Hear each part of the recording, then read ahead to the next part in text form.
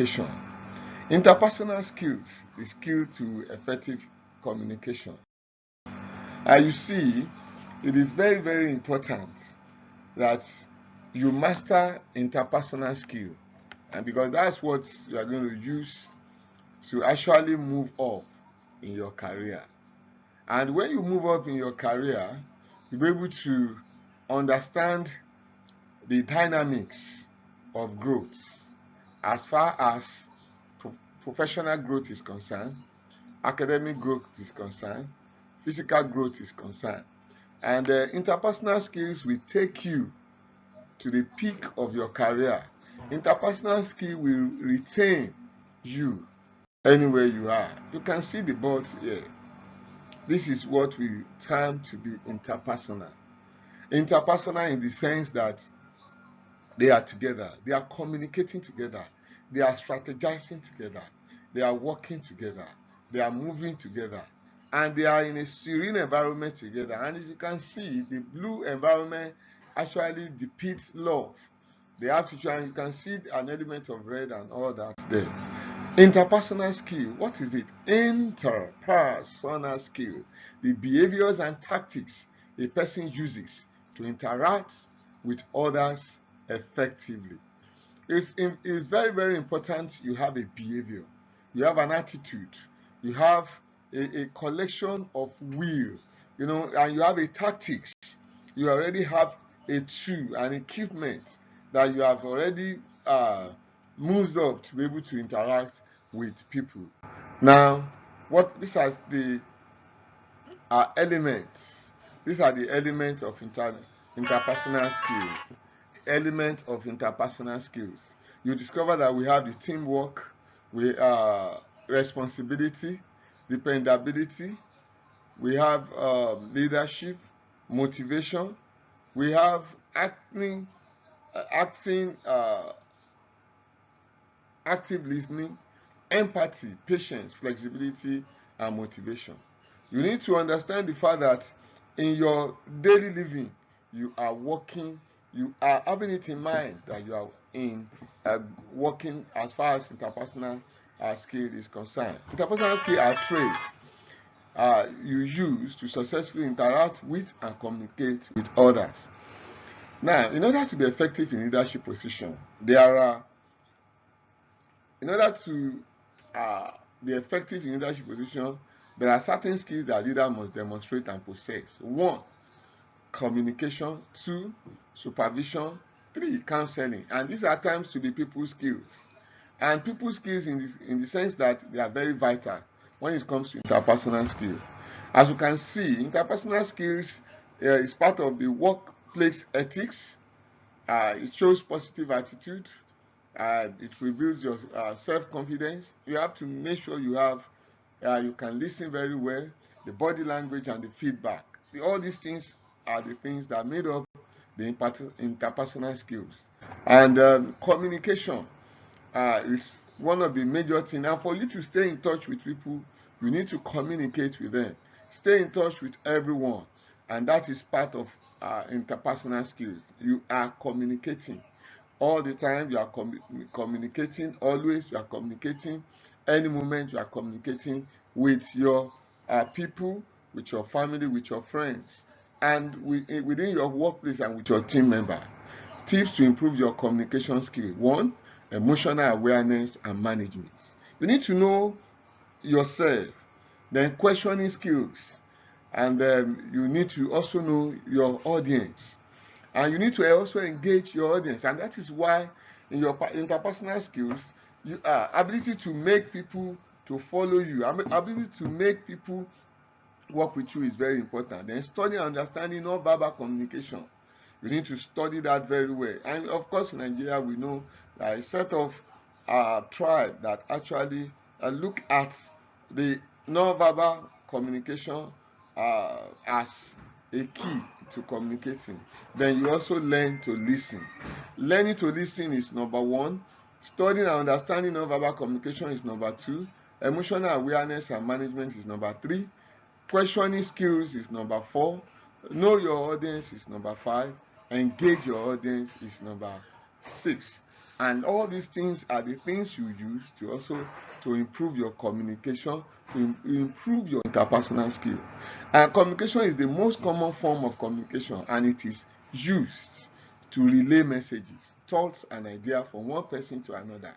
Effective oral communication are one of the hallmark traits of a leader. You need to know, even when you are speaking, you need to know the nature of the people you are speaking with. You need to know they are um, if they are following your thoughts, if they are following what you are saying. Leaders are consistently able to influence actions of followers to accomplish organizational objectives. They must master the skill of speaking effectively by knowing audience and being able to communicate with them. You must be able to know your boss, and communicate with your boss. In fact, as students, you need to know your lecturers and know how to communicate with them. Of course, your colleagues, you need to know them and know how to communicate with them. Even in your hostel, in your room, you need to make sure that you know how to communicate with your audience at any time, at any moment. And as public speakers, that is one of the reasons why lecturers give some assignments and ask students to present. This will actually improve the ability to communicate and also improving the interpersonal skills. Communication makes you to be able to be productive. Communication makes you to get your facts ready. Communication makes you to be able to work with your team. Communication makes you to plan effectively. Communication also makes you to have people around you. Of course, people who find it difficult to communicate, in most cases, they die of loneliness. And also, we also look at communication makes you to be able to relay your strategy, and also makes you to also work with people effectively. Now, and how the speaker communicate is very, very important. One of the major things that makes you a very good communicator is your appearance and movement, because your appearance will either make people to accept you or makes people to leave you alone. Be professional and well groomed. Use gestures and make sure you are well timed and natural with purposeful movement to enhance presentation. Eliminate distracting mannerisms such as repeated gestures, like saying oh, and you are touching some part of your body, your nose, and all that. You need to make sure that you do away with all sorts of mannerisms. Then, sincerity and enthusiasm. You open, enthusiastic, and positive. Show genuine concern for the subject and audience. Share your ideas. Do not just talk about them. Eye contact. You are looking at the people you are talking to. You are not just looking down. You are not looking to the side. You are not looking to the left. You are looking at them. And at times you can even point. You can even point to people you are talking to. Now, voice quality. Use a rate of speech that is neither too fast nor too slow. Use a tone and pitch that is natural and varied and not monotonous, not too loud or too soft. It's also important you make use of illustration materials, and that is visual aid, what people can see. You will see in the beginning of this lecture, you are able to look at the pictures of animals. You are able to look at the pictures of animals, integrate simple, concise, easily visible, and neat visual aid throughout the presentation to strengthen the communication. Check for spelling errors. Questions remain posed and handle questions in a credible manner. Then time, when you are given 20 minutes, you spend 18 minutes. This is very, very important. Now, types of communication. We have the verbal. We have talked about that. Use a strong, confident speaking voice. Use active listening. Avoid filler words. Avoid industry jargon when appropriate, like abbreviating. Say SBC, DCY. Let people know what you are talking about. Non-verbal. Notice how your emotions feel physically. Be intentional about your non-verbal communication. Mimic non-verbal communication you find effectively. Then visual. Ask others before including visuals. Consider your audience. Only use visual if they add value. Make them clear and easy to understand. Then it's also very important you know how to write. Now, strive for simplicity. Don't rely on tone. Take time to review your written communication. Keep a file of writing you find effectively. Then communication interpersonal skills, these are some of the things according to Cake's resume: friendliness and empathy, public speaking, reflection, written communication, confidence, clarity, responsiveness, active listening, giving and accepting constructive feedback, being open-minded, trustworthiness, digital communication, active questioning, non-verbal communication. All these things put together are what the Cake resume term as very, very important.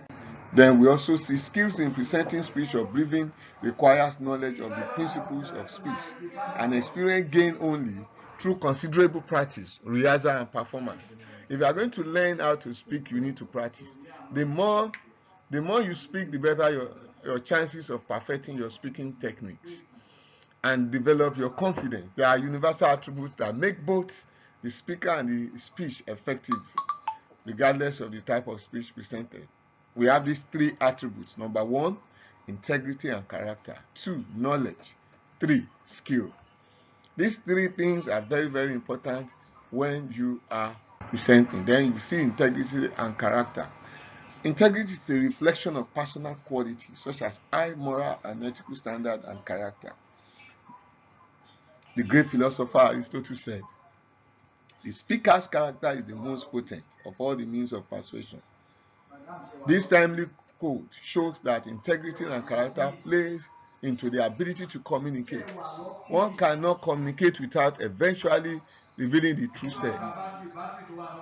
If the self revealed is perceived as false, inaccurate, or pompous, the audience will refuse to accept what is being said. There will be a lingering suspicion that the listener will see, and they will not be able to respond with the whole of their mind. Knowledge is also very important. You need to understand the content you have. You need to know the subject matter. You need to know all the things you need to be able to move to forge ahead. You need to get your details, like the assignment I've given to you over time. You need to understand it, know what is there if you have to present. Speakers must have up to the mastery of their subject.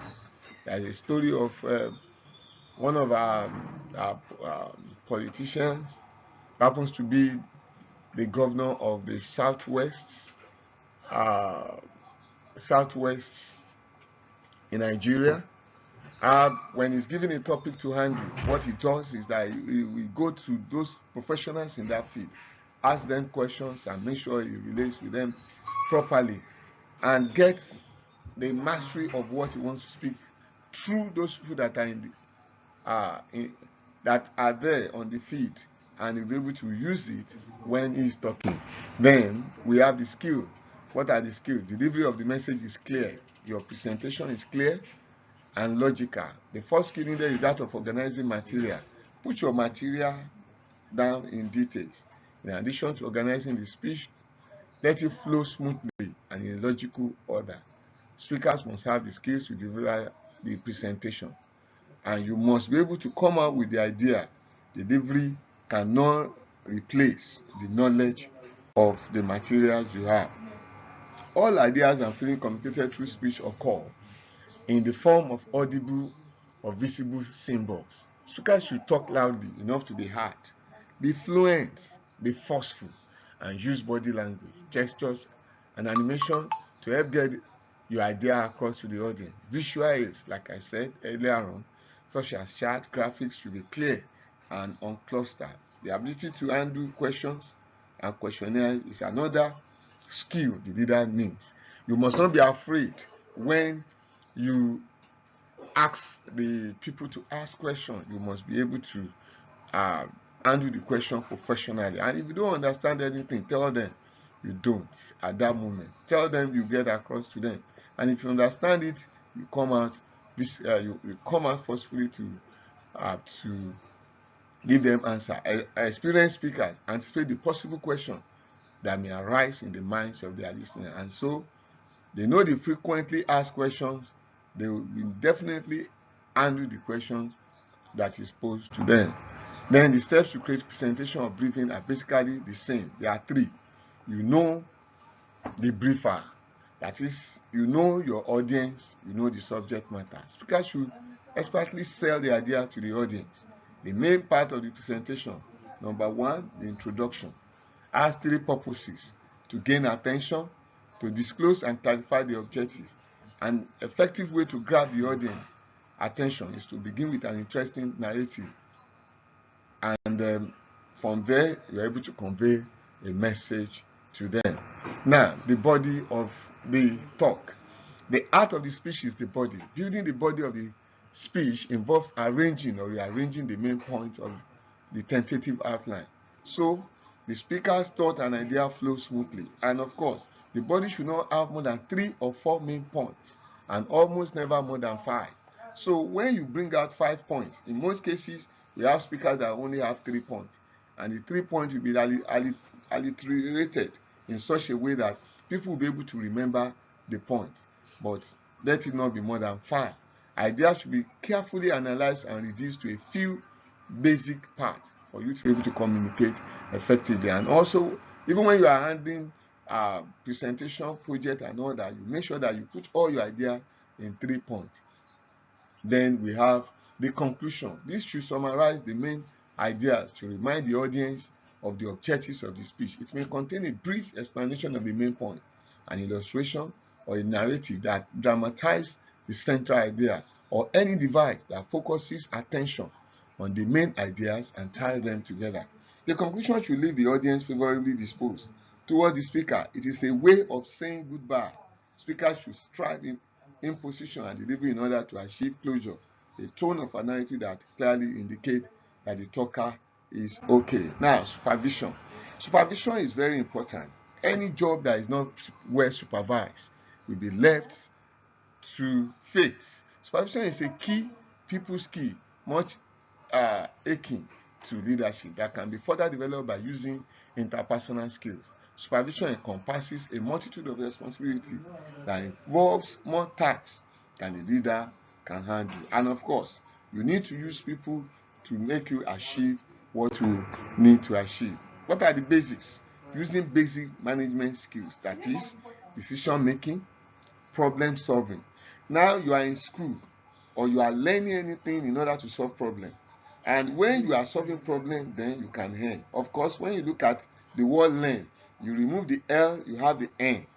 Any, which is very good. And the major purpose is that you are making decision, you are solving problem, and in solving problem you must plan, you must delegate, and you must manage meeting. In addition to that, you organize your teams, and that's why in most cases we ask students to team up together in 2s, in 3, in 10s. Noticing the need for and designing new job roles in the group. You need to give roles to the people within the team. You must know how to hire new followers. You train new followers. You manage followers' performance. That is, you set goals, you set deadlines, you give feedback, you address performance, and you give disciplinary actions. Then you ensure conformance to personal policies. This is very, very important. Delegation. Delegation is a process of assigning responsibility and giving authority to followers to perform and accomplish specific tasks that may not normally perform. Of course, you know your strengths. You need to make sure that you allow someone who has another ability. Somebody can speak very well, somebody can write very well, somebody can edit, and three of you are within a group. So you give the editing to someone, the organizing of the material to another person, presentation to another person. That means 3 of you will not be able to come together to get whatever you want to do. The true art of delegation lies in the leader ability to know when and how to delegate. You don't delegate everything to the follower. Of course, you become a lesser fair leader. Leaders should delegate work when there is enough time to attend to priority tasks and when followers seek more challenges and opportunities.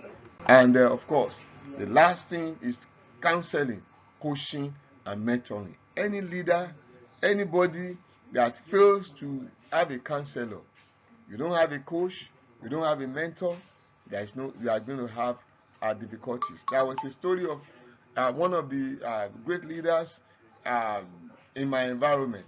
He wanted to improve. He wanted his organization to improve, and he wanted to make sure that his strategy is well aligned to the objective and the goal of the organization. He decided to attend a a meeting outside his environment, and the purpose is that he needed a strategy that will increase membership. When he got there, unfortunately, those people around there look at him that they may not be able to counsel him. They need to get somebody in the business world to come to counsel him. And of course, the person was able to give a very good strategy that through counseling um, to this particular great man, and he was able to use it, and that improved the organization very well. And of course, we also look at the aspect of coaching. The aspect of coaching is very, very important. When you are ready for coaching, you must be able to understand that coaching, counseling, and mentoring sessions provide opportunity to recognize high performance and recommend training that will enhance organizational goals and personal goals of the followers. Counseling is very, very good, and that's why in all the universities we have the counselors. You must be able to know the counselors that are very, very close to you, so that you are able to get there when you have a problem. And of course, they are very they have a kind of closed system. They are not the one that will begin to share the story about with anybody. If you have a secret to share, somebody around you is doing something and you don't like it and you want to free yourself, you go to the counselor. It's good you have counselors, and you have counselors for different aspects of your life. This is very, very important. Counseling is the process used by leaders to review followers. The followers demonstrated performance and potential. During counseling, followers are not passive listeners, but rather active participants in the process. During counseling sessions, plans outline actions necessary to achieve individual training, education, organizational goals are acknowledged. When leaders prepare to counsel their people, they mentally organize themselves in order to treat relevant issues. Now, there are three types of counseling. Number one, event counseling. Event counseling is like a class, like you are attending a class, a 2-hour class, a 1-hour class, a seminar. And we also have performance counseling. Then we have professional growth counseling. Leaders in event counseling, leaders conduct event counseling to cover a specific event or situation that may be affecting the organization. It may precede events such as going to a promotion board or attending a school. It may also follow events such as exceptional duty performance, a performance problem, or a personal problem. Event counseling is also recommended for a unit of an organization, a department, in times of crisis and when there is transition within the particular place. Performance counseling, leaders use performance counseling as a means to review followers' duty performance during a specific period. You will notice that in most organizations, every year there is a particular form they fill to know what they have been doing, if they have been acting very well, if they have been performing very well. The counseling focuses on the follower's strength, areas to improve, and potential, and also need to align with the goals of the organization. We also have professional growth counseling. Professional growth counseling includes planning for the accomplishment of individuals and professional goals. It has a developmental orientation and help followers identify and achieve organization and individual goals. Professional growth counseling includes a review of performance to identify and discuss the follower's strengths and weaknesses, and creation of an individual development goal. The plan builds on existing strengths to overcome weaknesses. Look at coaching. As you can see, the head of the animal is actually addressing others in that, and you see he's teaching them how to take water, as you can see. And coaching is designed to maximize follower strength and minimize weaknesses. So Lucia and Asher created the following coaching guidelines for that purpose. 1. Develop a supportive working relationship. Give praise and recognition. Avoid blame and embarrassment. Focus on the behavior, not the person. How followers assess their own performance. Give specific and descriptive feedback. Provide modeling and training. Make feedback timely but flexible. Do not criticize. Be specific, descriptive, and non-judgmental. If you look at these elephants, this is part of mentoring. As you can see, the big elephant is trying to show how the small elephants will work, and this is very, very important.